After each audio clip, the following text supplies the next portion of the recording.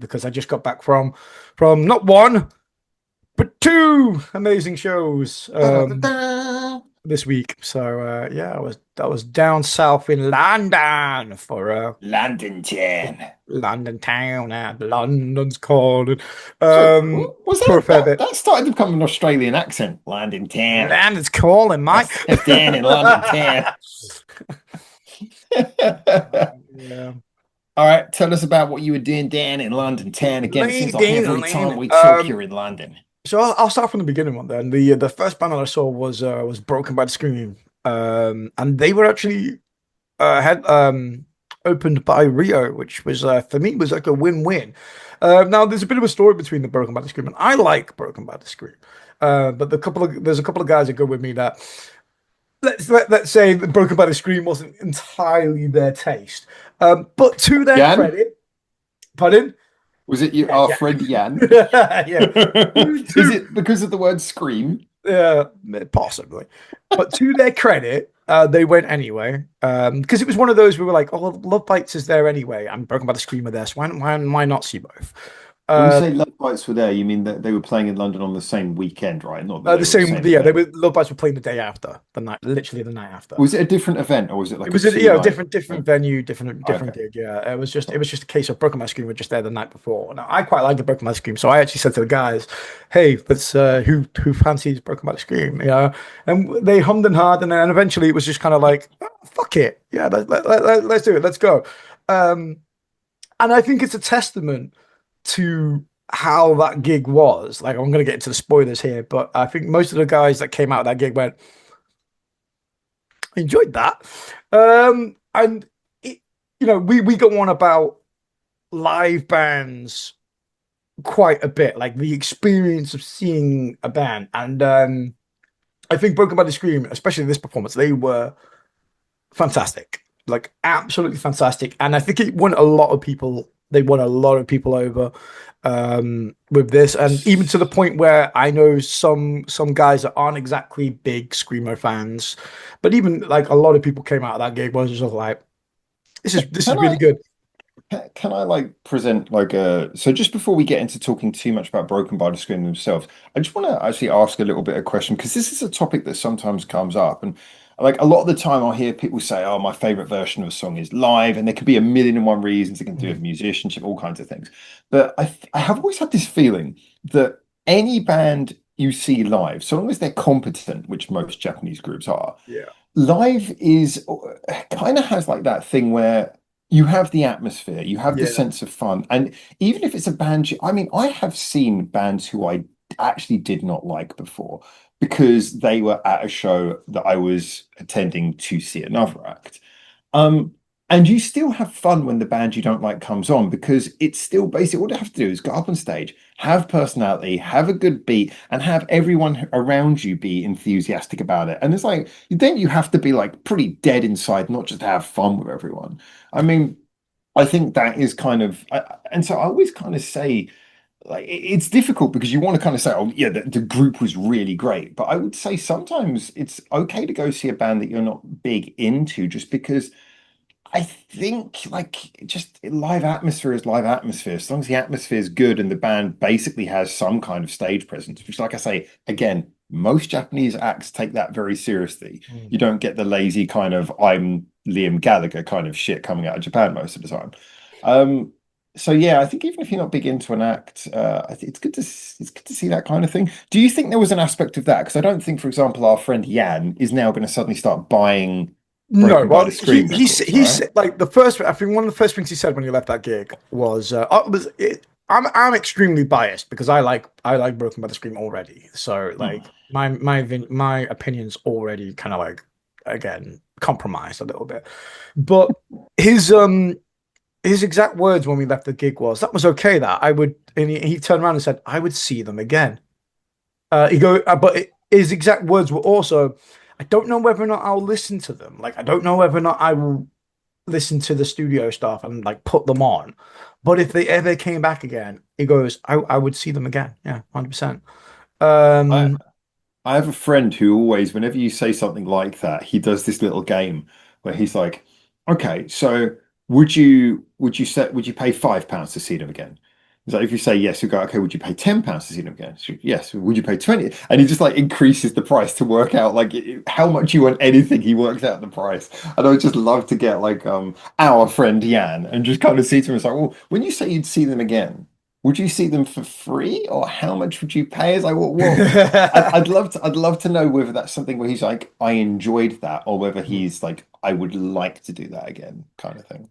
Yeah, I definitely I think some credit needs to go as well to the opening band Rio, because I think they set up the crowd We interviewed them on perfectly. this channel, just saying in case someone doesn't know, feel free to scroll back. There's an interview with them on this channel. Carry But yeah, yeah. So I've crossed paths with Rio quite a bit, and on. when we booked the tickets were Broken by the Scream, there was originally no opening act, and then we found out like a couple of weeks before the gig that like, oh, Rio now set into to open for them. So I was like, oh, that's brilliant as well. That's a win-win-win for me this weekend.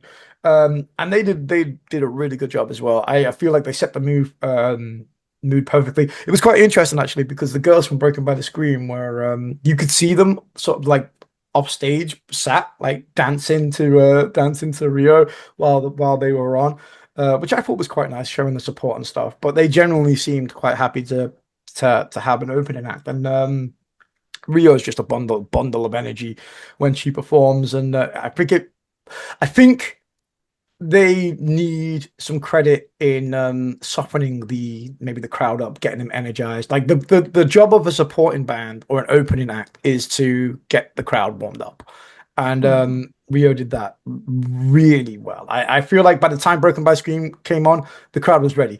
And also another thing as well, I would like to point out is I would like to praise the venue and the timings for Venue this. was this? It was it Under the Dome or something like that? I can never remember the right words, All but um, the turnover for the band, like we went on, and 10 minutes later, Broken by Scream was on. Like the turnover and the professionalism for just getting the bands on, Oh, was this a brilliant. big venue? It was quite a When? small venue. It was about 500 capacity. Oh, okay, so Was that's pretty, it was still decent size. pretty 500 decent is still size. pretty decent. Um, Um, I was going to ask because you mentioned about that, and so it's worth saying that over here, if like Broken by the Scream do a show, I mean they've done festivals and things, but you'll regularly see Broken by the Scream at small live house venues, like Thai band venues, where there's maybe like 200, 300 people in there, maximum. So this isn't like I know they've got a lot of online presence, and you do sometimes get these groups who they seem more famous overseas. I mean, you've had Eminem perform, obviously in the UK. And recently they've started doing bigger shows themselves, but you still, as we did, see them in live house in Japan. So sometimes scale is unclear. But I was kind of intrigued with Broken by the Scream. How many of the people there do you think were Broken by the Scream fans, or how many of them do you think were just people who were interested to see something new and just like, oh, there's some Japanese group playing, they seem really cool, had looked them up the week before and going, oh yeah, I'm going to go see that. well, I'm editing my video, which I'm hoping to get out today. Your Not video will not come out today before of the this one, don't time of worry. recording. So by the time you watch this one, the vlog will be out. So go and watch it. But actually, one of my questions at the beginning of that was, I'm interested to see what type of crowd comes to this gig. Whether or not it's just Yeah, going to be a majority of Love Bites fans who are just waiting for the gig and love they're just Brexit. here, Oh yeah. Okay. or it's going to be a Japanese band, or is it just going to be like Western metalheads that may be like, oh, I'm just going to try this band out. Um, Okay. and weirdly enough, I would say it was a little bit of all three. There were So you definitely did Love have a lot of Bites, people who were down for the Love Bite show Love there. Bites gig, but just thought, fuck it, let's go see Wow. Broken by the Scream anyway.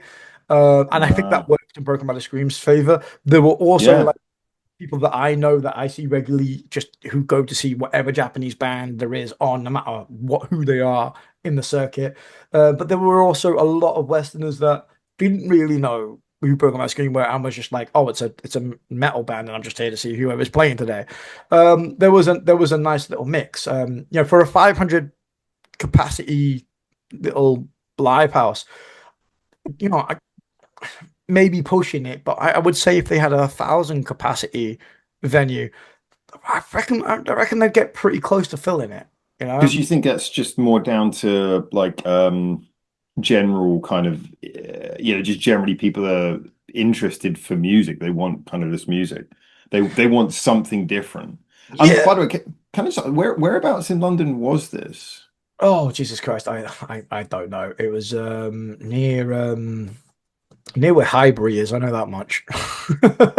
I'm desperately trying to find the venue, but yeah, I don't, it's like it's yeah, nothing's coming up. Hold on, I've got to see. Let's see if I can. I'm awful when it comes to venues. I'm not from London, so when people ask me where's the gigs from, I'm like, I have no idea Oh, because so it is. I just follow the guys that are from there. Like you know, I've just found the website. It is called Dome. Just called Dome is apparently the name of the place. Location. Let's see where it's at. It is 2 minutes walk from Tufnell Park. Okay, Tufnell Park, 2 minutes walk. Wow. Okay. Yeah, I'm not really familiar with this one, but yeah, cool. it Oh, might be a newer venue for you since you were last there, maybe. yeah, maybe.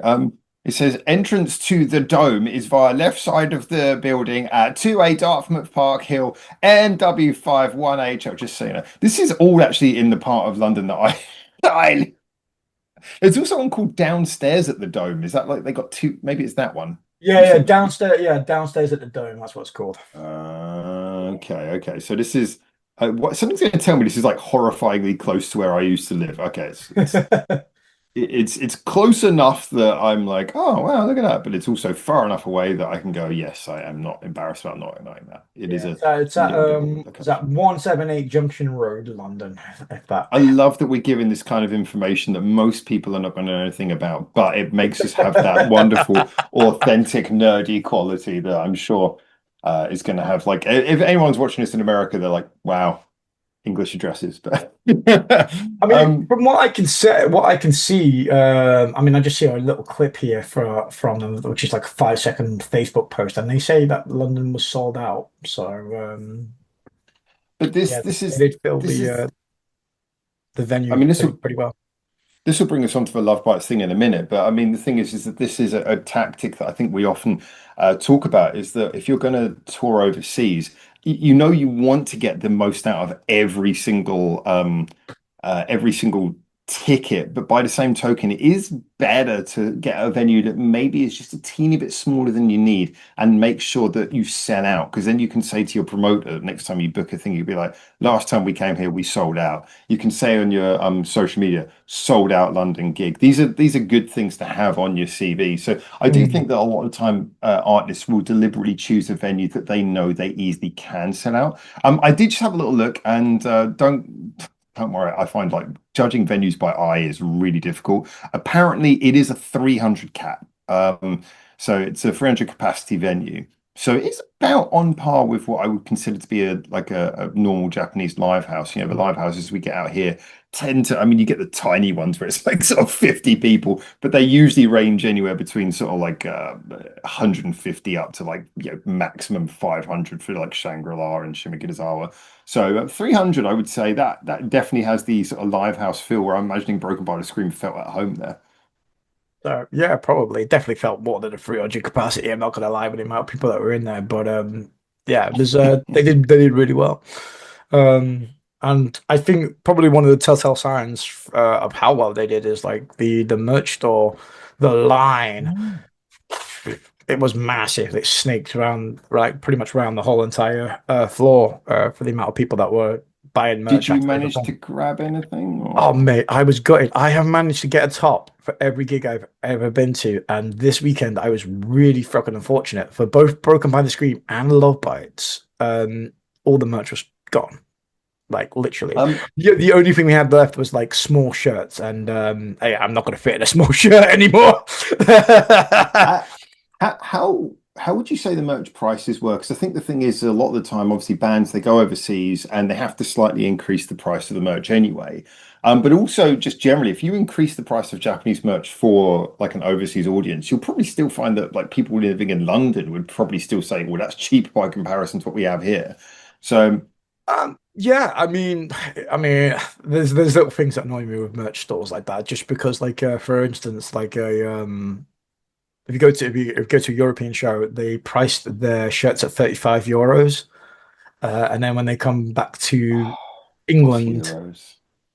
How many pounds in a euro? Is that the silver? it's roughly about £27 that comes to Oh, for the okay, shirt. wait. So, wait, 5,400 yen. Right. Okay. So roughly about that. Then when they were in the UK, obviously they didn't change the 35, so it was I think they had 35 pound, which meant Oh, yeah, really? which meant technically the people in England were paying more 7,000. than That's again though, I don't know what that how that feels against Western prices because compared it's to so most long. London bands where shirts are like 45 pound now, usually. That's still on the cheaper end. Yes. Yes. Well, I mean, just give it for anyone who doesn't like know. So, like in Japan, if you go to a live house, I think the old day it used to be like t-shirts with 3,000 yen. I think most of them, they're 3,000 you can still get, but most bands it's 3,500 now. If it's a really nice shirt, like a double printed side one, sometimes it'll be 5,000 yen. Um, and it's like, and then it's like 6,000 yen is if it's like a long sleeve and there's like massive printing and stuff like that. So very maximum will be like 6,000 for like a long sleeve with like loads of printing and stuff. And I know, by the way, if you're saying, "Oh, I went to Bandmate and it was more than that," it's like, well, yeah, Bandmate tends to be pretty expensive, and some of those bigger bands tend to, shall we say, have slightly unreasonable prices. But yeah, for a lot of the live house bands, 6,000 is the absolute top limit you're going to pay for something really fancy. And 6,000 yen is 30 quid, pretty much. So on average for a t-shirt in Japan, like most t-shirts are going for about 20 quid. That would be normal, £20 for a t-shirt. So, and what did you say, £40, did you say? Is like Some of them, yeah, considered. for like Bandmade, the Bandmade t-shirts were 45 pounds. Well, again, I wouldn't compare Bandmate because Bandmate's but I mean, like, if you went to see like but then again, the live house bands, when I was like organizing gigs in London, live house bands never really sold t-shirts. They just never really had a good merch game. Mm. So I don't really know what the comparison is. Like, if a local band sells t-shirts, how much they cost. I mean, like again, I think Rio made a good impression as well because their merch table was just massive. Like the line for both of the Broken by Scream Rio was massive. So Well, that was yeah, kind of my both bands were feeling. gonna do Do well you, in that regard. do you, did you get the impression both merch tables were like good value, for want of Uh, a better word? Rio definitely, but they're a Okay. small band. I think Broken Panda Scream, in terms of them coming over, you can kind of justify that. Okay, they might need to raise the price to make a bit of money, which is justified. And even then, 35 pound by Broken by Scream standard is nowhere near Oh yeah, because of as course you said expensive as some like a Love Bites top or a Bandmade top or God forbid a hundred and what was it 20 pound baby metal hockey jersey. So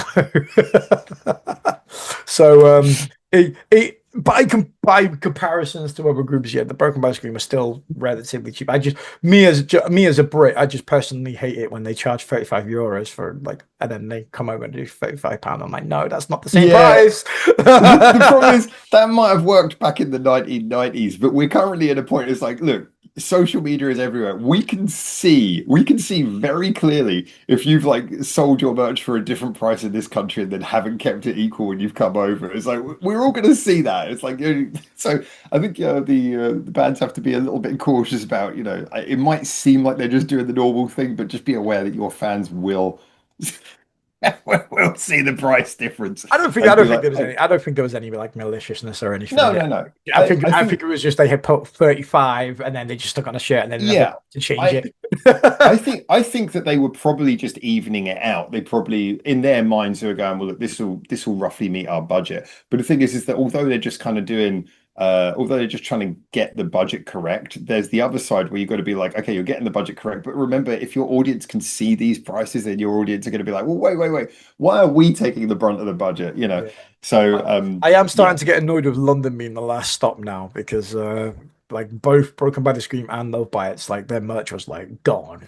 It was Well, like shall we get on ravaged. to? Do you want to talk a bit more? Because we're trying to section up these videos, aren't we? Do you want to talk a bit more about the Broken by the Scream show, or do you think you're ready to go on Yeah, to the no. Love Bites aspect? Or Again, the sound quality for Broken by the Scream absolutely amazing. I'm really like as well. One of the big highlights for me, we had this conversation again with a couple of guys in the line. But the fact that they brought a band with them, I cannot say how much more I enjoyed that. Probably if I'd seen Broken by the Scream like 2 years ago when they were doing the backing tracks. it might have been a different experience. I don't know, something just having a band and seeing the guys who were fantastic, by the way, like rocking out and engaging with the crowd. They even had their own little section where they just went where they play while we were waiting for the encore for the band. They came out and they just played like the best Western hits like on guitar for like in That's population cool. for 5 minutes while the girls were obviously getting changed and the crowd was loving it. They were playing all the classics like your Metallica, your Slipknots and stuff like that, just all going through all the riffs. Um, And which I Jan was thought was up really front fun. going, "Play And it Britney, play Britney." play Britney. Yeah, it's Britney, bitch. Um, but it humanizes them a little bit. I like this. It's one of the things debates I have Yes. about with Baby Metal and the Cammy band and wanting them to have a bit more attention in the song, in a limelight because it makes you fall in love with them a little bit more, I think. And Mm. like that was good. It was good to see them having fun, good to see them interacting with the crowd, good to have their own little spot. I think the girls themselves, each of them were absolutely amazing. Again, toning the sound quality, I think what you touched upon before about like Broken by the Scream, obviously probably have all the knowledge in the world now to set up for what is a live house of 300 to 500 capacity, probably venue. And the sound quality, I think it showed. They showed their experience there. It was brilliant. They were professional. They were quick as well. That's something that not a lot of bands are.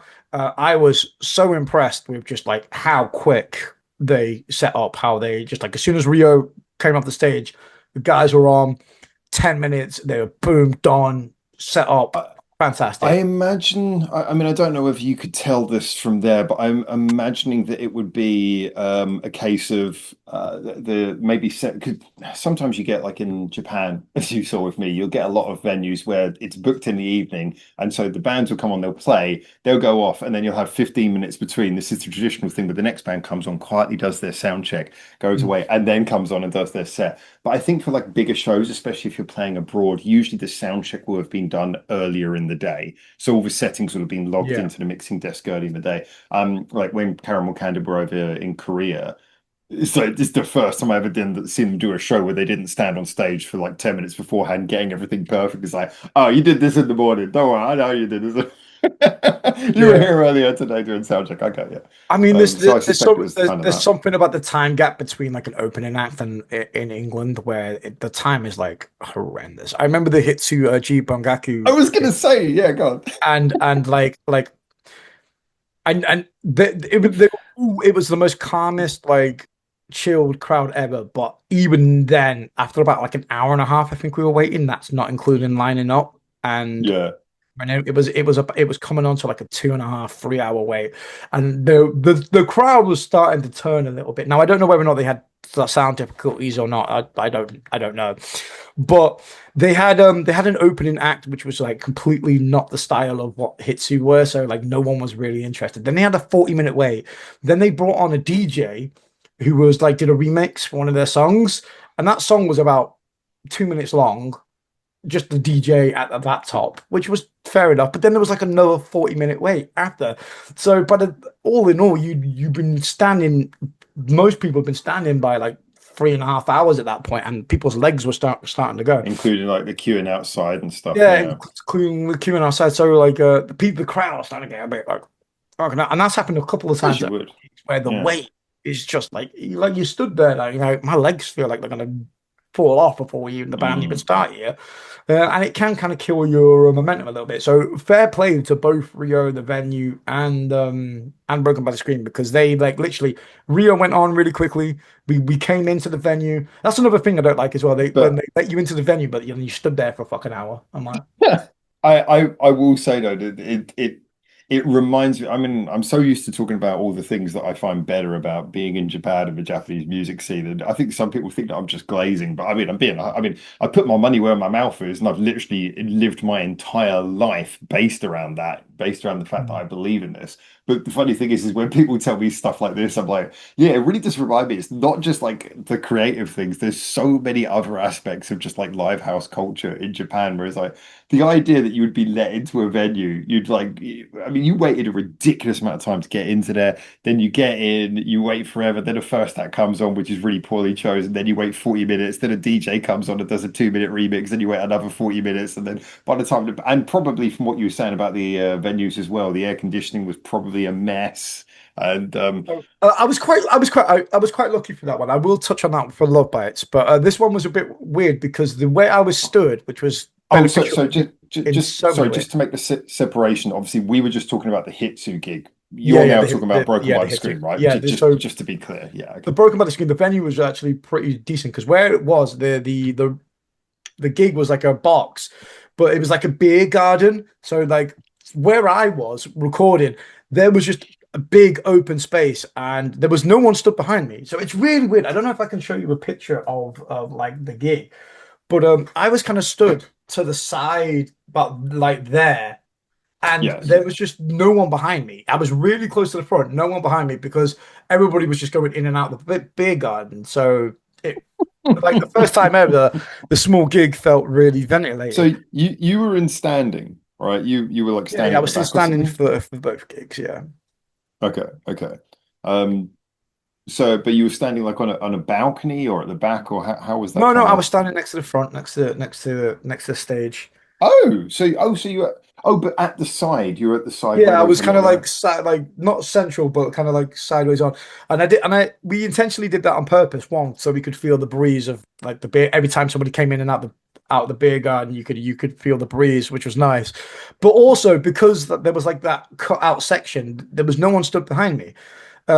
So like I'm always a little bit self conscious when I'm putting my phone up. And I did have one guy actually who was like at the look. I'll tell that in a bit.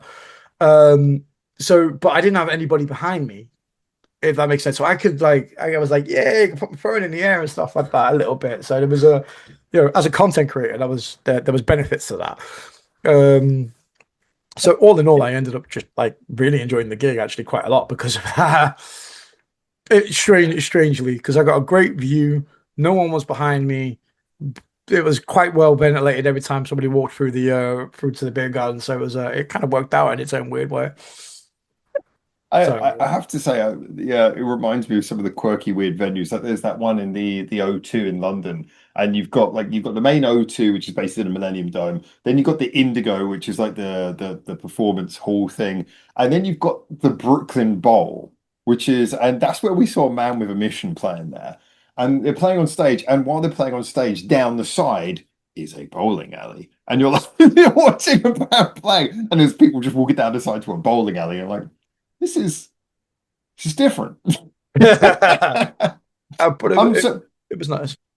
but yeah, I mean, when it came to your opinion, did you find that did this kind of like increase your love for Broken by the Screen? Did this kind of Uh, pump up your interest a bit more, or did you just kind of yes, leave thinking that's what I was yes, after? definitely. I like I say for the people that I know that were neutral that were going, I feel like everybody came away from that gig impressed. The atmosphere was brilliant. The crowd were really up for it. There was loads of good individuals, good people. It can, like I said, with these type of gigs, we always say that sometimes it can get a bit rough and tumbly, but sometimes, like especially sometimes in the UK gigs, it can go a bit too far. This was the perfect amount of everybody was having fun. Everybody liked a little bit of rough and tumble, but it never got out of hand. In a weird way, it was the most Japanesey English gig I've probably ever been to. Um, it was just good vibes all around. And I feel like everybody just really came away from it like a really good gig. When all the pieces just seem to fit perfectly a little bit, and you come away from that gig and you're just like, I really enjoyed that. And I feel like that was it for Broken Body Scream. I feel like they won over a couple of new fans. I think they won over a lot of Westerners as well. Just again, sound quality was great. Girls were all fantastic. You could hear every word they were saying or screaming. Like the um the drumming wasn't too loud as well, wasn't overpowering. Yes, just It everything kind of about the cut gig. through though, yeah. Yeah, Kind it of cut cut through, through but it without wasn't it overpowering. wasn't like in your face. Just everything about the gig was really good.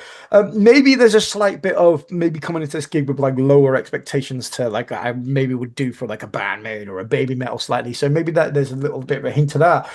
There's But nothing wrong with that. There's nothing wrong with yeah, that because I mean there's nothing wrong with going into a gig going, well, I don't know if this is necessarily like one of my number one artists or anything, but I'm open to it. I'm interested, and as we said earlier, like a good live show could win you over, even if it's not like a top artist. Just because and of course for someone like Benedict, because Benedict's seeing them on his tour as well. Mm. And I'm looking forward to seeing what he says because he's like a full on, he's like a proper diehard Broken by the Scream fan. They're like one Yeah. of his favorite artists. So yeah, I mean if it's one new over, he's probably gonna come back just like sort of like in a glow of happiness. Well, like I said, I'm slightly biased when it comes to that because I'm already a fan. But from the guys, like I said, I went to and like some of the guys that I talk to regularly at gigs who go to like every Japanese artist, no matter who they are, I think everybody came away with the gig just like thoroughly impressed with them, the energy they put into in the crowd. Their English was really good as well, which was really Really? surprising. That always helps. And yeah, just everything seemed to click. It seemed to be one of those small gigs where just everything was Well, it's funny because everything was we were everything. talking the other week. We were talking about like EU and Dizzy Reverse and Mana Diagram, and of course those are groups who spend a lot of time in Japan with Broken by the Scream. Those acts perform together a lot of time. Like if you see Dizzy Reverse and Broken by the Scream on the same gig, that is not an unusual thing. And so I kind of think to myself as well, maybe there's been a little bit of maybe they've been helping each other with their English because I think there's some good English skills going around between them. So just Yeah, remember, if you're going to speak in earshot of these guys, be saying nice things. just be saying nice things. Exactly. So yeah, Broken by the Scream. If you're ever in doubt, one things I would say, if you're ever in doubt to go and see them, just take the plunge. Just take the plunge because I feel like most people won't regret it. I feel like you'll gain something from it, even if you're Awesome. not like a diehard Broken by the Scream fan. Well, I think that's kind of I would say that's something that I would say generally for like live music as a general. I mean, obviously it can depend a lot on the atmosphere, and I know things are different. Like, so I would have always said to people in the past, "Hey, if you want to see a film, go see films in the cinema. It's cool, go see films in the cinema." But then you hear about stories about cinemas where people act like arseholes and people are talking and stuff, which again you don't get so much here, but you do in the West. And I think some people are worried about going to gigs about, oh, if I go to a gig, is it going to be a little bit? I'm not going to like the atmosphere. But I would say again, it's that thing that we were talking about. Just go to it, and you're probably going to find the. I mean, if the atmosphere is bad, you'll know pretty quickly, and you could leave. If the atmosphere is Yeah. good, which it probably will be, if it's like, especially if it's a Japanese band, um, yeah, I think that's going to be somewhere where you're going to come out of it with a good story. So. Yeah, exactly. So all in all, really, really happy with the gig.